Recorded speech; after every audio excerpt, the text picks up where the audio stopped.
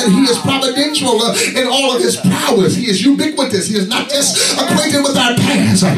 He is not just acquainted with our present, but he is also familiar with our future. And sometimes in order to get us to that fruitful place, he has to allow certain ordeals and or encounters rather to happen to bring us to another place in him. And so what he did, he allowed the brothers of Joseph, blessed be God, to hate him and to be jealous of him. He allowed them, blessed be God, to plot on his life. He allowed them, blessed be God, to sell him into slavery. He allowed them, blessed be God, to go back and take the coat back to their dad and suggest that Joseph was dead. Now 10 plus years has passed, but Joseph is still standing and he's still strong. That was a handsome happy.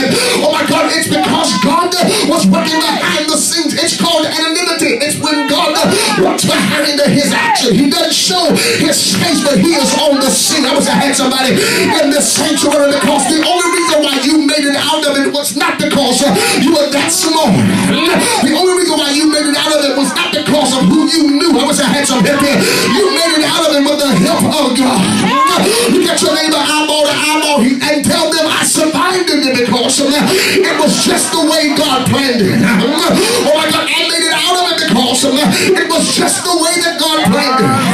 You mean to tell me God allowed me to go into a season where I was rebelling against him and he had something to do with it? Yes. Oh my God, because every time I pass through the scriptural neighborhood relating to Samson, it blows my mind, because it was God that gave Samson an appetite for the Philistine women, because he wanted to destroy the Philistines once and for all. I was a handsome hippie. Oh my God, every now and then again God would give you an opportunity to go contrary to his will, but he says at the end of this, I'm going to show my supremacy over every plot and plan of the enemy. Won't you wake your neighbor up tonight, grab him by the hand and say to him, oh my God, that's a good reason to give him glory. It's because, blessed be God, it's been the hand of the Lord that's been holding you up. It's been the hand of the Lord that's been keeping you alive. It's been the hand of the Lord that's been sustaining you. And so Joseph says, be not grieved nor angry with yourself that you sold me hither. You didn't do it to me, but the Lord had something to do with it. God was working behind the scenes of my life to bring me to a fruitful place.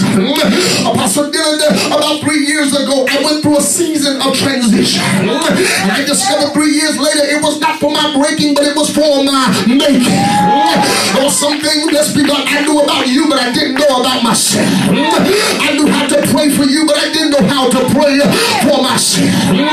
Oh my God, I knew how to preach you out, but I couldn't preach me out.